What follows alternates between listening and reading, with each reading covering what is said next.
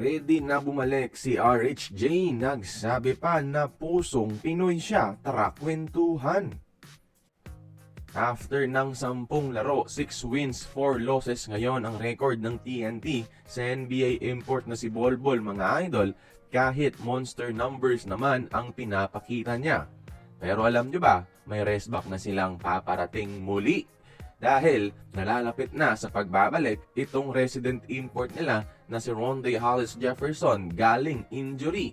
Dahil sa practice ng TNT mga idol, dumadakdak na muli ang former PBA Best Import of the Conference. Bumabalik na ang kanyang lakas mga idol. At pakinggan din ang makulit na sinabi niya sa isang video ng TNT staff. Are you tired? Pagod? Pagod! Pinoy ako! Pinoy ako. Where are you from?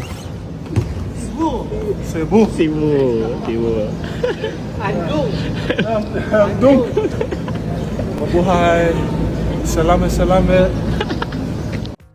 Sinabi ni RHJ na Pinoy daw siya mga idol. Pinoy ako. Nakakatuwa na niyakap na talaga nitong si RHJ ang Filipino culture natin at napamahal na sa ating PBA. Judging by his progress siguro kaya na niyang lumaro sa Governor's Cup mga idol dahil nakakadakdak na siya muli. Ilang buwan pa naman ang Gov's Cup so may sapat pa na oras siyang i-recover ng husto ang kanyang injury. Pero ayan, RHJ is back na mga idol. Kaya kayo, tingin nyo ba kung si Rondae Hollis Jefferson kaya ang import ng TNT ngayong Commissioner's Cup, mas maganda pa ba ang record nila kumpara sa record with Bolbol? Kaya nung bahalang humusga, join the conversation, magkomento lamang sa ibaba.